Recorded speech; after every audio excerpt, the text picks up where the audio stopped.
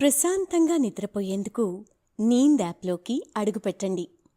ఈ క్షణమే నీంద్ యాప్ను డౌన్లోడ్ చేసుకోండి.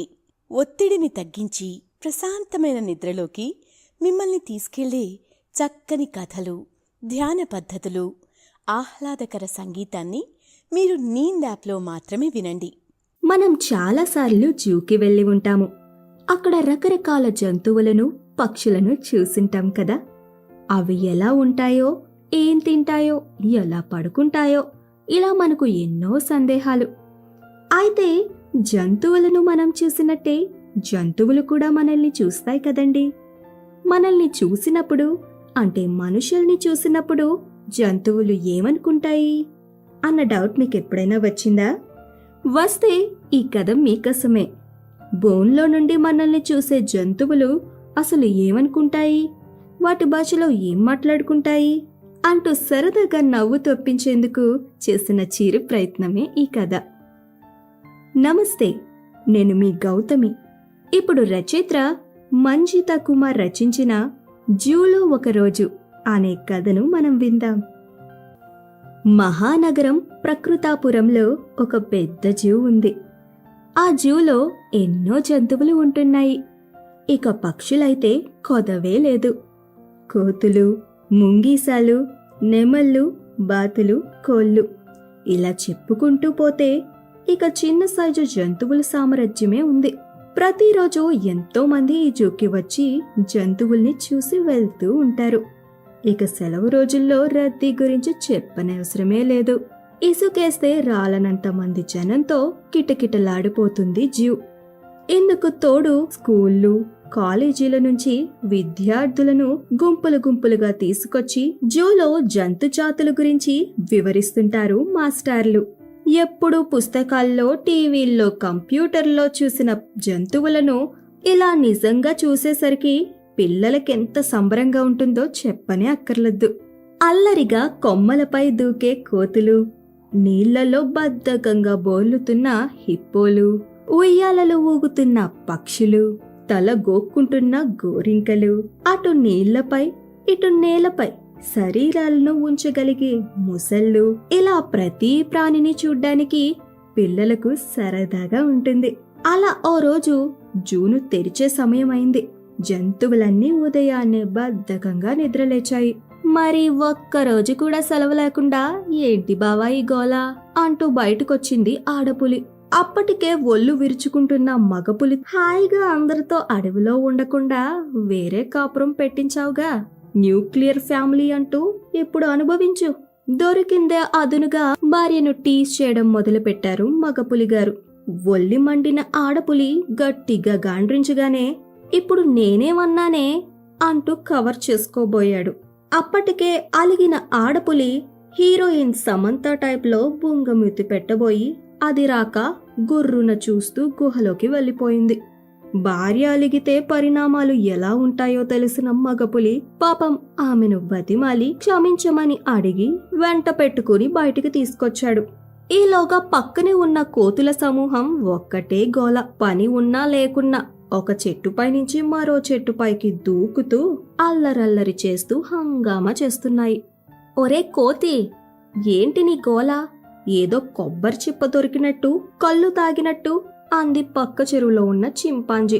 అబ్బో, నువ్వేదో వేరే అయినట్టు మాట్లాడుతున్నావే, నువ్వు కూడా మా జాతిరత్నమే అని గుర్తుపెట్టుకో బాబు అంది కోపంగా కోతి. అది సరేరా, కానీ ఏమిటి మీ హడావిడి అంటున్నా అంది మాట మారుస్తూ కోతులతో పెట్టుకోవడం ఎందుకులే అనుకుని చింపాంజీ. టైం అయింది కదా మన డ్యూటీకి, అందుకే ఈ హడావిడి. మీకంటే ఒకరిద్దరిని ఒక రూమ్లో ఉంచుతారు హాయిగా, మరి మాకలా కాదు కదా. మాది జాయింట్ ఫ్యామిలీ. ఒక గదిలో ఎంతమంది ఉండాలి, టాయిలెట్ వాడుకోవాలంటే ఎంత ఇబ్బంది, మళ్ళీ టైంకు బయటకు రాలేదు అని అందరితో తిట్లేందుకు చెప్పు అంటూ తన గోడును వెళ్ళబోచుకుంది కోతి. అర్థమైంది మీ సమస్య, అంటే అన్నాను అంటారు గాని మీరెందుకురా మందల్లా ఉంటారు, ఏ ఒక్కరో ఇద్దరో ఉండక చింపాంజీ పళ్ళు ఈకిలిస్తూ అడిగింది. వానర జాతి మాది, అంటే సాక్షాత్తు హనుమంతుడు అంశ. మమ్మల్ని ఏమన్నా అన్నావో పాపం తగులుతుంది జాగ్రత్త అంటూ త్వరగా రెడీ అయ్యేందుకు వెళ్ళిపోయింది కోతి. టైం అయింది అంటూ మాటలు నేర్చిన చిలక ముచ్చటిగా పలకసాగింది. తెలుసులే, ఓ పెద్ద చెప్పొచ్చింది, మనుషుల భాష వచ్చిన టెక్కు అని ఏనుగులు తొండాలను పైకెత్తి నెత్తిమీద ఒకటిస్తానని సైగ చేశాయి. ముందు ఏదైనా తిండి పెట్టండ్రా, లేకుంటే విజిటర్స్ పై ఉప్పు కారం చల్లుకుని తినేస్తాం జాగ్రత్త. లేచి లేవగానే ఆకలి మొదలైంది ముసళ్ళకి. ఇంకా మాకే గడ్డి పెట్టలేదు, అప్పుడే మీకు నాన్ వెజ్ కావాలా అంటూ జిరాఫీలు గుర్రాలు సకిలించాయి. అబ్బా, ఇవాళ గుడ్లు పెట్టేస్తాను, అప్పుడు కాసేపు రెస్ట్ తీసుకోవచ్చు అంటూ ఆస్ట్రిచ్ తన డెలివరీ టైం కోసం ఎదురు చూడసాగింది. ఇక్కడ మాకే సరైన చోటు లేదంటే మా ఇంట్లోకి చెప్పా పెట్టకుండా జనాల్ని వదులుతారబ్బా. ఆ మనుషుల వాసనుందే మాకస్సలు పడదబ్బా. ఏవేవో సెంట్లు పూసుకుని వచ్చేస్తారు, కంపు కంపు అని ఏము పక్షి పక్కింటి హైనాలతో హైరాణ పడితే చెప్పింది. మా పరిస్థితి ఎవరితో చెప్పను, మమ్మల్ని చూసేందుకు కూడా ఎవ్వరూ ఇష్టపడరు. ఏదో మేము వాళ్ళకి రక్కి చంపి తింటామని ఏదేదో కార్టూన్లో చూపిస్తారట. మేము మనుషులను అత్యంత భయంకరంగా పీక్కు తింటామని అది నమ్మి ఈ మనుషులున్నారే, మేమున్న చోటకి చాలా దూరంగా ఉంటారు అని హైనా హీన స్వరంతో చెప్పింది. ఇది మరీ బాగుందయ్యా, మేము ఇళ్ల దగ్గర విచ్చలవిడిగా కనిపిస్తామని ఇక్కడికొచ్చినా మమ్మల్ని మాత్రం ఎవ్వరూ చూడరు. అరే, ఒక్కసారి ఇటువైపు తిరగండ్రా అంటూ మ్యావ్ మ్యావ్ అన్నా పట్టించుకోరు. ఏంటో ఈ మనుషులు, టిక్కెట్లు కొంటారు, మమ్మల్ని లెక్కే చేయరు. పిల్లి తన ఆవేదనను పంచుకుంది. మీ పనే బాగుందమ్మా, మా గోడు ఎవరికి చెప్పను.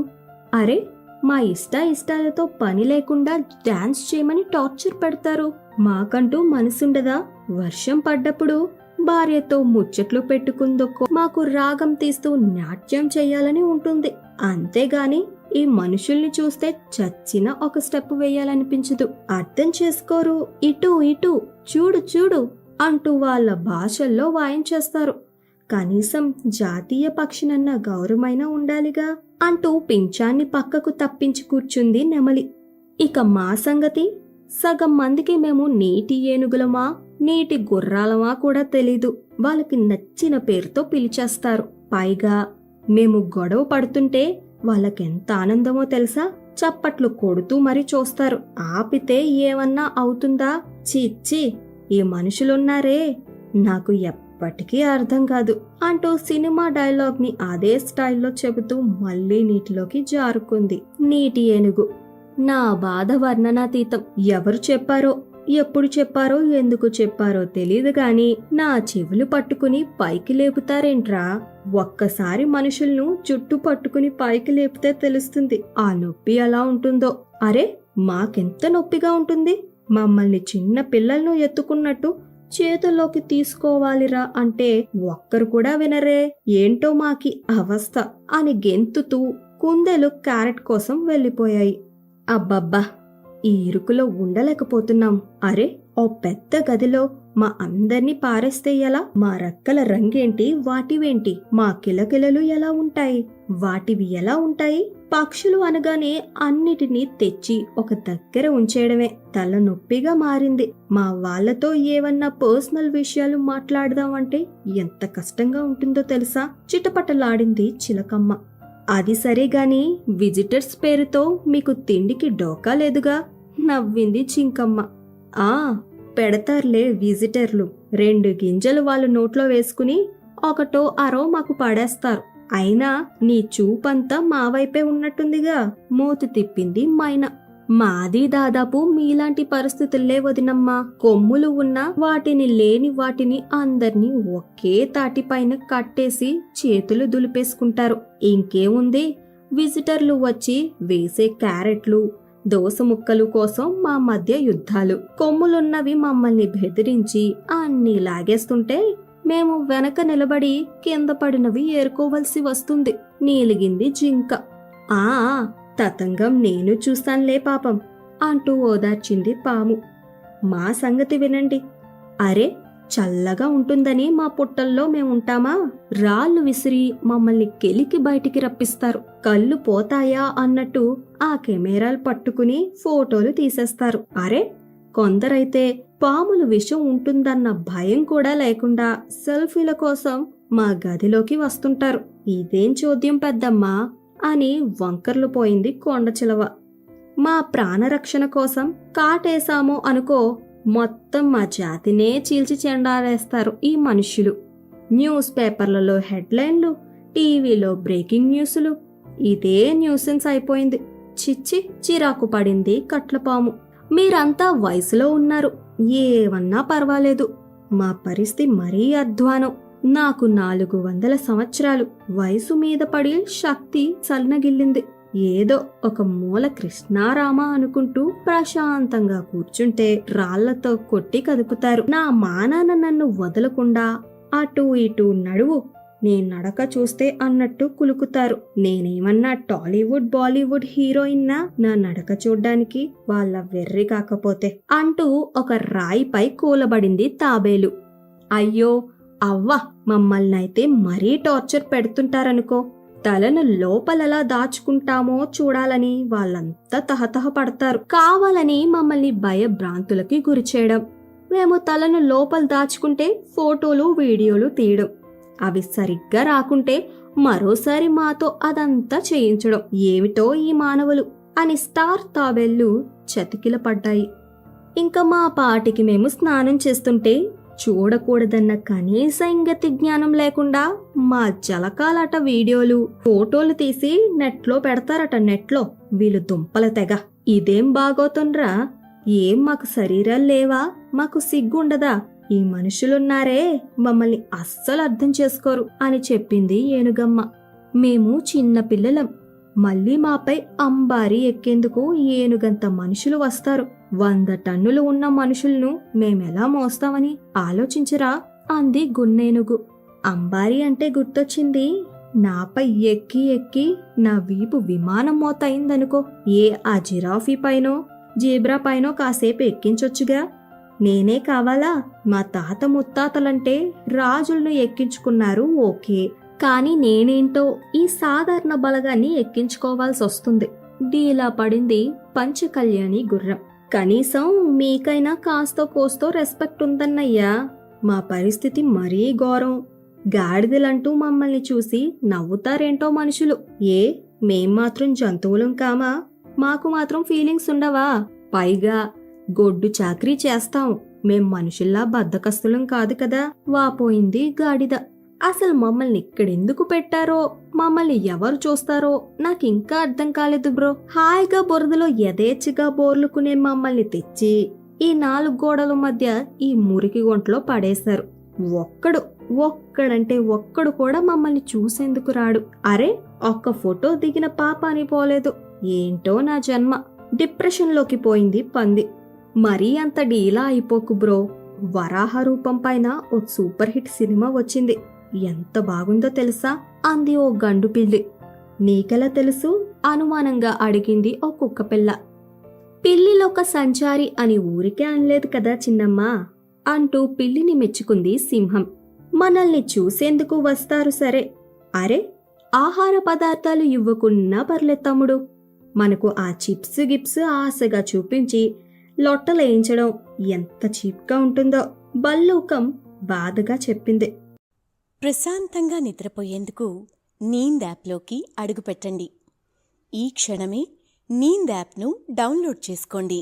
ఒత్తిడిని తగ్గించి ప్రశాంతమైన నిద్రలోకి మిమ్మల్ని తీసుకెళ్లే చక్కని కథలు, ధ్యాన పద్ధతులు, ఆహ్లాదకర సంగీతాన్ని మీరు నీంద్ యాప్లో మాత్రమే వినండి. మనుషుల్లో ఆడాళ్ళు అందంగా ఉంటే మేమేం చేసేది? మన జంతువుల్లో మగవి అందంగా ఉంటాయి. అలా అని మమ్మల్ని కనీసం ఒక్క చూపు కూడా చూడకపోతే ఎంత బాధగా ఉంటుందో తెలుసా? ఒకే ఒక్క ఫోటో మాతో దిగొచ్చుగా మూలిగింది ఆడనెమలి. అరే, మా ఆయనంటే అసలు భయమే లేదనుకో. గ్రిల్స్లోంచి వేళ్లు పెట్టి మరీ పిలుస్తుంటారు తెలుసా? ఆడసింహం జూలు విదిలించుతున్న మగ సింహాన్ని చూస్తూ అంది. చెత్తబుట్టలున్నాయిగా, చెత్తను వాటిల్లో వేయరు. మన గదుల్లోకి విసిరేస్తారు. అంటే మేము తీయాలనా ఏంటి? నక్క కూత పెట్టింది. అబ్బబ్బా, విసిగిపోయాని ఈ మనుషులతో. మాట్లాడు మాట్లాడు అంటూ సతాయిస్తారు. వాగి వాగి నా గొంతు మూగపోయిందనుకో. అయినా సరే పట్టించుకోరు. మాట్లాడే చిలకమ్మ మండిపోయింది. కొంతమంది నా పిల్లల్ని ఏడిపిస్తుంటారు. పళ్ళు ఈకిలిస్తూ నోరు పెద్దగా తెరుస్తూ, ఏ మీకు పిల్లల్లేరా?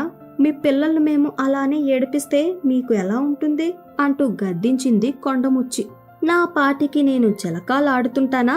ఇటు తిరుగు అటు తిరుగు అని రాళ్లతో కొడుతుంటారు. పిచ్చి పట్టిందా ఏంటి ఈ మానవ జాతికి? కొంగ కయ్యమంది.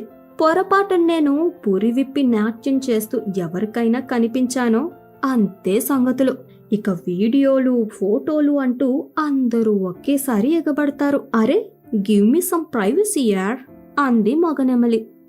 నాది సేమ్ ప్రాబ్లం బాబాయ్. తొండంతో షవర్లా మా ఆవిడపై సరదాగా నీళ్లు చల్లుతుంటే డిస్టర్బ్ చేస్తారనుకో. వీడియోలు.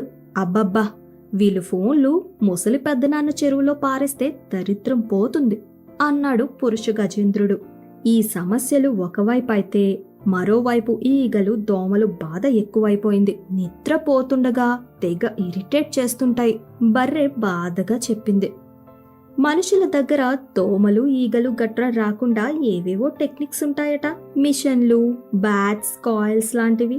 మనం కూడా అలాంటివి అరేంజ్ చేసుకోవాలి, లేకపోతే అంతే సంగతులు అని వివరించింది చెవులు పిల్లి. చెల్లెమ్మా, మీ అందరూ చెప్తూ ఉంటే ఎప్పటినుంచో నా మనసులో ఉన్న ఒక విషయాన్ని చెప్పాలనుకుంటున్నాను నానేస్తూ అంది ఊసరవెల్లి. చెప్పు, ఇంక లేటెందుకు? చెవులు వెడల్పు చేసుకుని వినసాగింది జిరాఫీ. మా జాతులు ఎన్నో ఉన్నాయి కదా.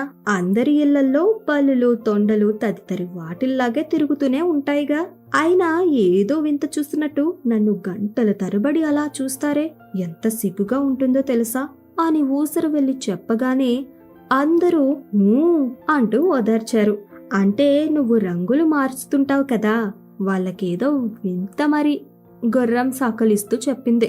రంగులు మారితే చూసేస్తారా ఏంటి? అయినా నా ఇష్టం వచ్చినప్పుడు మారుస్తాను, అది నా అవసరం. అంతేగాని ఏదో ఎగ్జిబిషన్ పెట్టి రండి బాబు రండి, రంగులు మారుస్తాను చూడండి బాబు చూడండి, నేడే విడుదల అంటూ నేను ఏ దుకాణం తెరవలేదుగా చిందులేసింది ఊసరు వెళ్ళి. అన్నట్టు చెల్లి, నీ పేరుపై సినిమా పాట కూడా ఉంది తెలుసా? నువ్వు ఫేమస్ గర్వంగా చెప్పింది గండు పిల్లి. నీకు లోక జ్ఞానం బాగా ఎక్కువరా పిల్లిగా అంది కుందేలు. అంతేగా అని నవ్వింది గండు పిల్లి. ఆయన అందరికీ వీక్ ఆఫ్ సిక్ లీవ్ ఉంటే మరెందుకు మనకివ్వట్లేదు? 24/7 ఎంటర్టైన్మెంట్ ఇవ్వడానికి మనకేమన్నా జీతాలు ఇస్తున్నారా పాడా? పైగా ఏళ్ల తరబడి ఒకే రకం తిండి తిని విసిగెత్తిపోయిందనుకో. నాకు ఏదన్నా డిఫరెంట్ గా చేయాలనుంది, ఏదన్నా కొత్తగా ట్రై చేయాలని మనసు బుర్ర కిచకిచలాడుతోంది. పావురం మాటలు అందరిలో ఆలోచనలు రేపాయి. అంటే నువ్వేమంటావు? లైఫ్ అంతా ఇలా 4 గోడల మధ్య గడపాల్సిందేనా? No, never. పులికి అడవిలోకి వెళ్లాలన్న కోరిక కలిగింది, కానీ మనకు ఎలా వెళ్లాలో తెలియదు కదా. ఫోన్ ఉంటే హాయిగా గూగుల్ మ్యాప్స్ చూస్తూ వెళ్లేవాళ్ళం అంటూ అతి తెలివి ప్రదర్శించింది గద్ద. రాత్రైతే నేను సాయం చేయగలను, కానీ ఇప్పుడంటే నాకు కష్టం. గబ్బిలం మాటలకు అందరూ నవ్వారు. చాలే నీ నిద్ర ముఖమును తన తలపై ఒక్కటిచ్చింది కొంగ. పెళ్లికి చాలా విషయాలు తెలుసుగా, నువ్వే సాయం చేయి బావా అంది కోతి పిల్లితో. తెలుసులే, కాని ఒకసారి ఇంతమంది సంతానంతో బయటికి ఎలా వెళ్లాలా అని ఆలోచిస్తున్నా అంది నక్క వైపు చూస్తూ. ఎవరో వెధవ నన్ను చిత్తులు మారి నక్క అని పేరు పెడితే నువ్వు ఫిక్స్ అయిపోయావా? నాకేం తెలుసు ఆ దొంగ వేషాలు, గోడలు దూకడాలు. నన్ను ఇన్వాల్వ్ చేయకండి జంతువుల గారులు అంటూ తప్పుకుంది నక్క. అయినా ఇంట్లో ఉన్న పూరి వద్దనుకుని బయట ఉన్న చపాతీ కావాలన్నట్టు మీ ఆలోచనలు ప్రశాంతంగా జూలో ఉండక దూరపు కొండలు నునుపు అన్నట్టు అడవికి పారిపోతానంటారే. అక్కడ ఇప్పుడు పరిస్థితి ఎలా ఉందో మనకేం తెలుసు? మన తాతల కాలంలో ఉండేవారు. మన తల్లిదండ్రులు జూలో పుట్టి పెరిగి ప్రాణాలు వదిలారు. ఇప్పుడు మన తరం, మనకేం తెలుసని ఇక్కడి నుంచి బయటికెందుకు వెళ్లడం చెప్పు అంది ముంగీస. అవును పెద్నానా, నిజం చెప్పావు. అసలే బయట ఫుల్ ట్రాఫిక్ ఉందంట. అంటే వాహనాలు గజిబిజిగా తిరుగుతూనే ఉంటాయంట. ఎవరి కోసం ఆగవట. మనం గాని ఆ పద్మ వ్యూహంలో ఇరుక్కున్నామనుకో, గోవిందా గోవిందా, అడవికి కాదు కదా, డైరెక్ట్ జంతువుల స్వర్గానికే చేరుకుంటాము అంటూ భయపెట్టింది నల్లత్రాచు. ఓ సంగతి చెప్పరా బామర్ది, నిజంగా మనకు స్వర్గలోకాలుంటాయంటావా? అమాయకంగా అడిగింది సీతాకోకచిలుక. నేనేమైనా వెళ్ళి చూసొచ్చానా ఏంటి నన్ను అడుగుతున్నావు? ఏదో విన్నాను, నీకు చెప్పాను అంతే. నాకేం తెలీదమ్మా. చేతులు దులుపుకుంది తేనెటీగ. కాస్త దూరంగా కూర్చోవే చిట్టి తల్లి. అసలే నువ్వు కుట్టావో అంతే సంగతులు. నువ్వు ప్రేమగా తాకినా అంతలా వాచిపోద్ది చర్మం అంటూ నవ్వింది ఎలుగుబంటి. అబ్బా, ఈ టైంలో కూడా నీ జోకులేంటన్నయ్యా? నీ చర్మంలోకి నేను దూరి కుట్టడం, అది వాయడం బానే ఉంది విడ్డూరం. పకపకలాడింది తేనెటీగ. కిం కర్తవ్యం ఏంటి సోదరులారా, వెళ్తున్నామా లేదా? నేనైతే సిద్ధంగానే ఉన్నాను. ఏమే, సామాన్లు సర్దవా? నా నైట్ కట్టర్ మర్చిపోకు, అసలే త్వరగా పెరుగుతుంటాయి నా గోళ్ళు అని గోళ్లను చెక్ చేసుకుంది మగపులి. ఆ సర్దాలేండి, మీరేం కంగారు పడకండి. ఒకవేళ మనం ఏమైనా మర్చిపోయినా మళ్ళీ మన వారసులు తీసుకువస్తారుగా అని కోతుల్ని చూసింది ఆడపులి. ఏంటి మామా, మనం ఇక్కడి నుంచి వెళ్ళిపోయాక మనలాగా మరే ప్రాణి బయటికి వెళ్ళొద్దని జూ వాళ్ళు ఏ కరెంటు తీగల బోర్డులో వైరింగులో చేయించారనుకో, అవి తెలియక మన వాళ్ళు తాకారే అనుకో, వాళ్ళ చావులకు మీరే బాధ్యులు. మరి అలా డాక్యుమెంట్లపై సంతకాలు చేయండి, అప్పుడు చూద్దాం అంది పెద్ద కోతి. భలే బాబాయ్ భలే, సూపర్ చెప్పావు అంటూ మురిసిపోయింది మామిడికాయ తింటూ పిల్లకోతి. ఇక విజిటర్లు వచ్చే టైం అయింది. మనం త్వరగా తెమిలి పెట్టిన గడ్డిని నమిలి డిస్ప్లేల్లో ఉండాలి. కానియండి ఏదో ఒకటి తొందరగా అంటూ అందరి వైపు చూసింది మేక. మనం అంటే సాధు జంతువులం, బయటికి వెళ్తే ఎలాగోలా బతికేస్తాం. కానీ పులి సింహాలకు నాన్ వెజ్ లేనిదే మొద్దు దిగదు. అడవికి చేరే వరకు బతకగలవా? ఆకలేసి అందరి మీద పడ్డాయనుకో, హూ ఈజ్ రెస్పాన్సిబుల్ ఐసే అంటూ సినిమా డైలాగ్ కొట్టింది కోతి. నిజమే అయినా అంటూ ఆశగా జింకను చూసింది పులి సింహం. ఇదిగో ఇదే చూపు వద్దనేది. అసలే ఆదివారాలు మన నేస్తాలెందరూ బయట బలవుతుంటే ఇక్కడ తమరు మనవారిపైనే కన్నేయడం అసలేం బాలేదధ్యక్ష అంది జింక కోపంగా. మన ప్రయాణం సంగతి తేల్చండి, తొందర పెట్టింది తొండ. ఈ మధ్య చెట్టు నరికే వాళ్ళు తప్ప నాటే వాళ్లే లేరు. కాబట్టి అడవిలో పండ్లు కాయలను మర్చిపోవాల్సిందే. మరక్కడేం తింటాం, ఎలా బతుకుతాం? మనుషుల్లా బిర్యానీలు, వంకాయ మసాలాలు అవేవో యాపిల్లో ఆర్డర్ పెట్టుకోవాలా ఏంటి? కొండచిలువ ప్రశ్నించింది. సుగంధ ద్రవ్యాల సువాసనలు కూడా ఇప్పుడు అడవుల్లో లేవు. గంధపు చెక్కలను ఎప్పుడో చెక్కేశారు. అది చాలదన్నట్టు ఊళ్ళో చెత్తనంతా తీసుకువెళ్లి అడవుల్లో పారేస్తున్నారు. ఆ చెత్తలో మనం ముక్కులు మూసుకుని ఉండలేము తేల్చి చెప్పింది ఉడత. అయినా బయటికెళ్ళి ఏం చేస్తాం చెప్పు? అడవుల్లోనా? మన తాత ముత్తాతల కాలం నాటి అందాలు అడవుల్లో ఇప్పుడు లేవమ్మా. వర్షాలు వస్తే ఎక్కడ తలదాచుకుంటాం? చలి ఎండలకు ఎక్కడ తాళగలం? అందుకే నేను చెప్పేదేంటంటే, పెట్టింది తిని హాయిగా ఇక్కడే ఉందాం అని భవిష్యత్తుని వర్తమానంలో చూపించేసింది నక్క. అవును, నువ్వు చెప్పింది నిజమేరా. అందుకే ఇప్పుడు ఓ నిర్ణయానికి వచ్చేసాను.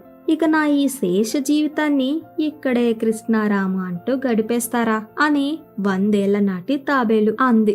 ఎన్నో తరాలను చూసినా నువ్వే ఇలా డిసైడ్ అయ్యావంటే ఇక మా పరిస్థితి ఏంటి బామ్మ? అందుకే నీతో పాటే మేము, మాతో పాటే నువ్వు అని నవ్వేసింది ఆడముసలి. అంతేగా అని వంత పాడింది మగముసలి. మరి ఇంకెందుకు ఆలస్యం? పదండి, చకచక బ్రేక్ఫాస్ట్ కానిచ్చేసి మన గదిల్లోకి సిద్ధంగా ఉందాం. విజిటర్లు వచ్చే వేళ అయింది హడావిడి చేసింది గోరిల్లా. ఇంతలో అటుగా వచ్చిన జూ సిబ్బంది జంతువుల్ని చూసి ఆశ్చర్యం. అరే, ఇవాళ ఏంట్రా జంతువులన్నీ ఇంత బుద్ధిగా కనిపిస్తున్నాయి అన్నాడు మొదటి వ్యక్తి. కొత్త బ్రేక్ఫాస్ట్ నచ్చినట్లుంది, అందుకేనేమో ఇక రేపటి నుంచి కొంత ఎక్కువ మోతాదులో ఇద్దాం, ఏమంటావ్ అన్నాడు రెండో వ్యక్తి. తప్పకుండా ఇద్దాం. అవి అంత ఆత్రంగా తింటుంటే చూసేందుకు 2 కళ్ళు చాలట్లేదు. రోజు చూసే మనకే ఇలా ఉంటే ఇక విజిటర్లు చాలా ఎంజాయ్ చేస్తారు అంటూ అక్కడి నుంచి సంతోషంగా కదిలారు. శుభం.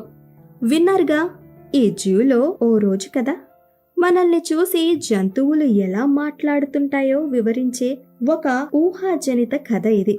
ఈ కథలోని నీతి ఏమిటంటే, మనం ఉన్న చోటును ఇష్టపడితే అది ఎలా ఉన్నా మనకు ఆనందంగానే ఉంటుంది. ఇక నిద్రలోకి జారుకోండి. శుభరాత్రి. ప్రశాంతంగా నిద్రపోయేందుకు నీంద్ యాప్లోకి అడుగుపెట్టండి. ఈ క్షణమే నీంద్ యాప్ను డౌన్లోడ్ చేసుకోండి. ఒత్తిడిని తగ్గించి ప్రశాంతమైన నిద్రలోకి మిమ్మల్ని తీసుకెళ్లే చక్కని కథలు, ధ్యాన పద్ధతులు, ఆహ్లాదకర సంగీతాన్ని మీరు నీంద్ యాప్లో మాత్రమే వినండి.